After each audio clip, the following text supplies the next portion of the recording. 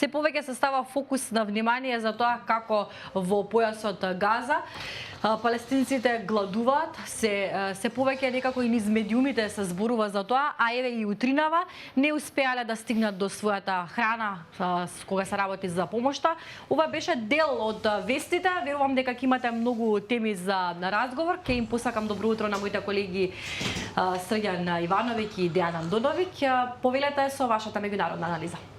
Благодарам, Александра. Што се однесува до тие сироти луѓе во Газа кои чекаат помош, тука само да објаснам, проблемот е во главном тоа дека нив им се спушта со подобрани им се спушта таа помош и често се случува таа помош да отиде во територија која контролираат израелските војници, па едноставно не може да дојдат луѓе. Па и Хамас.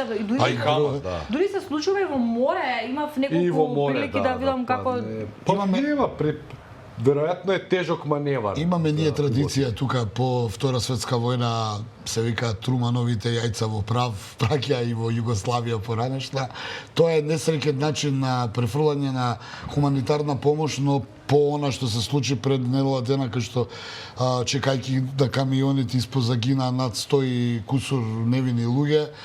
Ова е последната опција, тие луѓе дојдат до некаква храна, но кога сме кај Израел, еве, иако не бевме договорени, само да кажеме дека Хамас и Израел, односно нивните представници во Египет, останаа уште еден ден да се обидат последно да договорат некакво примирие до 10 март, кога е и Рамазан, за кога Израел не отстапува од најавата дека ќе изврши таа долго веќе сега најавувана копнена инвазија во Рафах, преостанатиот бегалски коридор, каде што сите бегалци од палестинците, откако започна воената инвазија или воената операција на израелската армија врз палестинските територии, избега, значи од октомври минатата година околу 2,5 милиона. Израел се закани дека ќе го нападне Рафах токму на 10 март, кога е светиот муслимански празник Рамазан, под образложение дека во Рафах се стационирани последните 5 баталјони на Хамас, кои се уште дават една оперативна и борбен потенцијал на Хамас да се спротивставува на израелската држава. Така да Нетањаху тоа го најави и неговиот министер за одбрана и поранешен начелник на генералштабот Генц, со кој има многу радикални ставови, но сега се испокарани меѓу себе според последните информации. Веројатно Нетањаху под притисок на меѓународната заедница мора да попушти, му дава шанса на Хамас да ги прифати условите кои ги бара, да ги ослободи оние преостанати израелски заложници. Од друга страна Хамас се согласува на примирие, но бара првин прекид на огнот, а не првин да се пуштат заложниците. Значи, што е целата приказна, да ја симплифицираме, Израел бара пуштање на заложниците па прекид на огнот, а Хамас бара прекид на огнот па пуштање на заложниците. Сега тука негде измеѓу, значи дали е постаро јајцето или кокошката? Еве пред некој ден видовме дека јајцето е постаро според порталите регионални, но шегата на страна, комплицирана е состојбата. Веќе секој 5 години измеѓу. Состојбата е комплицирана бидејќи и во израелската влада, израелската страна, и на страната на Хамас има различни гледања. Некои сакаат, некои не сакаат. Сме гледале тоа во историјата. Некои во Хамас се радикални и велат одиме до крај. Некои се велат дај да прекинеме да ги пуштиме овие луѓе. Така е во Израел. Едната страна вели дај правим примери ќе не ги пуштат луѓето да не провоцираме за Рамазан. Други велат како што беше Генц, затоа и дојде до недоразбирање внатре во израелската влада. Ма каков Рамазан дај одиме до крај. Она што го зборувавме пред малку, ционизам, различно гледање на работите. Сето тоа резултира со голем број на жртви и со оваа хуманитарна помош, што ја рече Александра, која им ја фрлаат одгоре, кој знае каде ќе заврши и кога ќе заврши, кој знае у каква состојба ќе заврши, а луѓето доле како буквално како да не се луѓе чекаат да дојдат до Пачале. И трчаат по тие контейнери што е многу понижувачко. Што е што е навистина една хуманитарна катастрофа од несогледливи. И само уште нешто морам да докажам, се разви една друга дебата, иако тоа не е у нашиот домен, ама е резултат на политика, кога сме кај Израел, околу, нели сега ќе има некаков Евросонг пак, луѓето подсетуваат дека минатата година Русија не учествуваше на Евросонгот поради воената интервенција во Украина, а оваа година Израел повторно ќе учествува, па се постави едно прашање во западниот свет, како сега Израел може да учествува, па дури дојде до таму да таа песна нели имаше некој проблематичен текст. Да, политичка конотација имаше. Зошто го коментирам ово, иако не е мој домен, нит сум фан на Евросонг, нит па ме интересира, нит го гледам, нит па добив информација како Израел и Русија се во Евровизија, но тоа е друга приказна. Но тоа е друго прашање. Ова го постави. Русија е европска земја. Континентална. Еден дел.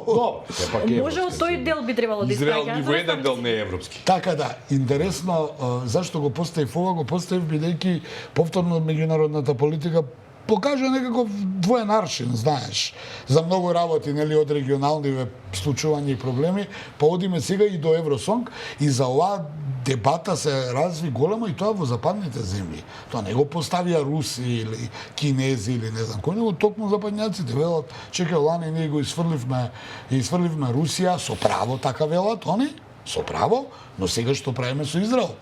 Значи, само да бидеме прецизни, од Смоленск до Урал, значи тоа е европскиот дел на Русија, тоа е најголемата европска земја, значи го говориме само тој европскиот дел, а иако се работи само за 1/4 од купната територија. Јас кога реков за Европа, за Русија да се поправам, Русија секогаш била посебен сегмент во геостратегијата. Во интерес на времето, значи да придеме на ние други теми кои ги имаме или подготвено да им ги соопштиме на нашите гледачи и за кои мислиме дека се најбитни. Има две кои доаѓаат од Соединените американски држави. Првата е дека Викторија Нуланд поднел оставка или дале оставка, тоа е малце отиде у пензија. Не знам, или отиде у по пензија. 30 годишно работење и работен стаж во американската влада. Веројатно услови за пензија и ги постигна условите за пензија. И второто е дека Бајден победи во 15, скупно 16 држави во интерниот избор на републиканската партија. За Трамп, не за Бајден. А реков Бајден? Извинувам. Доналд Трамп. Ники Хели победи само во Вермонт, а во сите останати 15 победи Доналд Трамп. Практично 12 плюс 1, бидејќи кај нив е тоа многу комплицирано. Добро. Ние да го симплифицираме, пошто јас и вчера реков, не сме толку многу, да кажеме, стручни, имаме професори на правен факултет. Никако да дојдат, да кажат. Како и генерали, никако да дојдат, па после зашо ние новинарите све сме знаеле, можда не знаеме се, ама барем сакаме нешто да споделиме што сме научиле. Овие што знаат, па ништо не зборуваат, ние ги викаме, тоа мораме да бидеме компетентни за тоа, но малку мина од нив се доаѓаат или па не може да постигнат поради збиената агенда на многу подкасти. Многу медиуми, Ама не само медиуми, него и подкасти. 350 портали се пријавија за финансирање. Не само тоа, а подкастиве што ги прават, што на телевизија и радио има и подкаст, така по 7 медиума. Подкаст, надкаст. Во секој случај Трамп, успеа да го зема Вермонт, другите ги загуби, Хейли се поизвестно е дека нема ништо да направи, се поизвестно е дека и Трамп и Бајден кој се бори сам со себе, па во демократскиот дел каде што победува, нели? Кој се бори сам со себе увек си победник. Ке се соочат, ако бидат здрави и живи до ноември, зборувам, бидејќи сепак годините... 170 години заедно. Годините се тие, сега не можеме но ако биде се во ред, тие ќе влезат повторно во трка за председател, веќе почнаме ги усемните обвинувања поотворено, бидејќи се поизвестно дека тие двајца ќе бидат.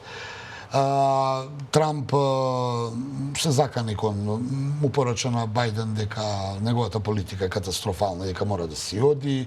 Бајден му порача на Трамп дека Трамп има идеја само да се врати на председателската функција, да се одмаздува и така една реторика која веќе сме виделе и на нашиве простори, па оттаму и ова сметам дека и нашата политика е нели популарна како и ова американска, бидејќи политичките опоненти не ще да зборови еден кон друг, да се дисквалификуваат, обвинуваат, навредуваат и не знам веќе што. Во секој случај, се поизвестно е дека ќе гледаме старо ново дерби во една председателска трка за председател на САД, а тоа е Трамп и Бајден.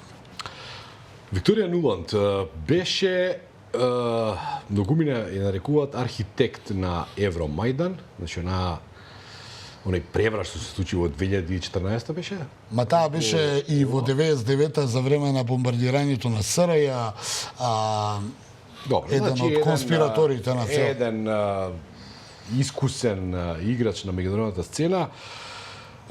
Сега многумина коментираат дека дури и демократите, дури актуелната администрација на Америка некако ќе почне на страна да се држи од Украина, со тоа бидејќи смената, пензионирањето на Викторија Нуланд е јасен знак дека Украина го губи својот најповерлив човек во актуелната администрација на Џозеф Бајден, бидејќи ни Тони Блинкен, ни било кој друг не се толку длабоко инволвирани, целосно инволвирани во тоа што многумина пежоративно го нарекуваат проектот Украина. Значи 30 години беше во американската влада, оди во пензија, тоа го соопшти нејзиниот формален шеф Ентони Блинкен, дели на Стејт департментот. Таа, освен во Украина, каде што стана позната по онаа изјава, да не кажувам за Европска унија што рече, баталете Европска унија, слушайте на нас што ние ќе зборуваме. Баталете го Кличко, тоа баталете строго пежоративно. Добре, сега немаме дели она Ј, па 3 точки, па Титит Кличко, Титит Европска унија. Во секој случај со една реторика на мангупско-милитантен однос, Евромајдан, Мајдан, како и ќе го нарекуваме, ја презема работата своји раце, видовме што направи, за жал. Ке потсетам дека и во 99 и на Балканот Нуланд играше голема улога во еден од заговарачите за бомбардирањето на СРЈ, и тоа е несомнено факт, како и за Босна, како и за сето тоа. Имаше таква политика каква што имаше. Сега по 30 години оди во пензија, ја напушта, односно во американската влада, веќе не работи таму. Прочитав некаде во американските медиуми дека и поради површната надворешна политика во која учествувал за последниот период, дали годините, дали не исполни агендата, дали тука не можем да коментирам. Во секој случај си заминал во пензија, што не значи дека да нема да дојде некоја друга Нуланд. И ќе потсетам ова што се случува околу Украина. Таа веројатно во позадина играше голема улога, но очигледно се покаже дека тоа веќе не може да помине така. Сега, кога зборуваме за нова Нуланд, на низина место доаѓа Џон Бас, мислам дека сега човекот кој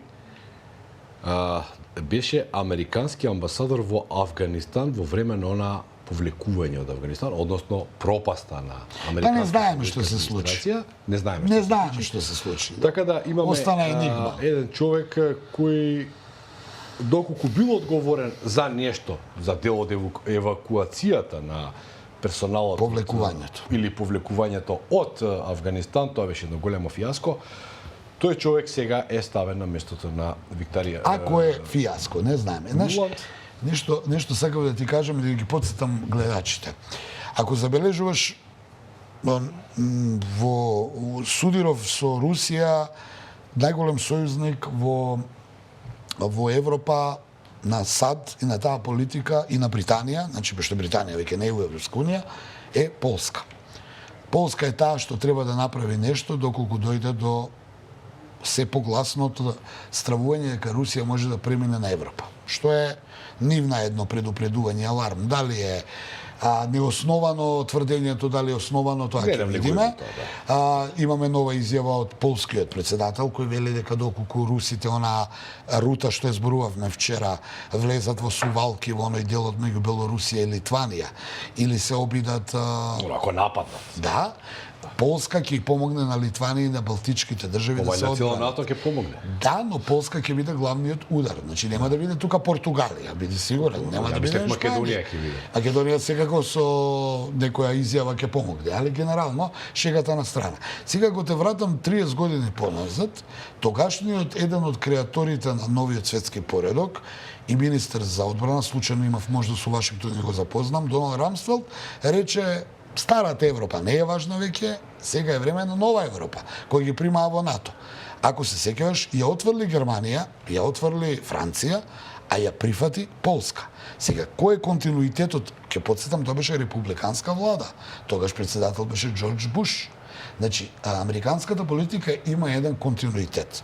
Сега, Нуланд, можеби со својата риторика и својот речник, привлече внимание, но можеби овие потивкиве се уште полоши во однос на тоа како планираат да ја спроведуваат и практикуваат политиката. Може токму овој човек што го ставаат сега, што ти го кажа од Авганистан, се повлече, но можеби ќе биде тој главниот па за некаков директен, не дај Боже, судир помеѓу САД и Русија или НАТО и Русија. Затоа велам, американската, као и другите политики на сериозните светски сили, имаат континуитет. Не е тоа као овие некои држави како дое министар па менува приказни, туку ова е се некако на 20 на 30 години, се во ова што го гледаме ништо не е во реал тајм, што би рекле младиве, туку е веќе на некој начин планирано, сега дали се спроведува со динамика како што е предвидено, тоа е друга работа. За Авганистан, пошто ми спомнаа, тоа е една тема која не ја зборуваме, повлекувањето беше навидум срамно, но од друга страна е загрижувачки фактор што талибанците ги нема нигде на светските етикери. Не знаеме што прават, па дури ако се... Не е битно. Али дали се сеќаваш на изјавата на нивните мули дека го осудија нападот или нели нападиве овие некои терористички, од еднашка тие станаа фактор на стабилност, нешто што беа со години главно тежиште. Гради автопатишта, гради фабрики. Да, а оружјето кое го оставија американците случајно или не, бидејќи имаме фотографии. Може се најде сега. Да, можеби е тоа случајно, ќе подсетам, Авганистан геостратешки е многу важен и на оној дел од Кина, но и на оној дел од Русија. Треба да посветиме посебна тема на Авганистан. Затоа велам, овој човек не е случајно ставен, иако не знам кој е. Притисокот на нашите колеги во режијата денеска, нашиот продуцент е видно вознемирен дека го пробивме терминот. Александра, те молам за твоја. Ќе бараме на колегиум продолжување на... Или ќе се извиниме после... Ќе се извинуваме ке продуцентот. Да, сите оние кои што ги интересираат светските случувања, секако ќе ги поканам додат на slobodanpečat.mk, а воедно да ве потсетам дека можете да си ја снимнете и апликацијата на вашиот паметен телефон кога се работи за Слободен печат и навремено да ги дознавате сите вести. Еве една нова вест која што пристигна. Вашингтон санкционира шпионска компанија чија цел биле американски новинари и владини представници. Оваа тема прочитајте си ја повеќе на Слободен печат. На овој начин ќе го заокружиме делот кога се работи за меѓународната анализа.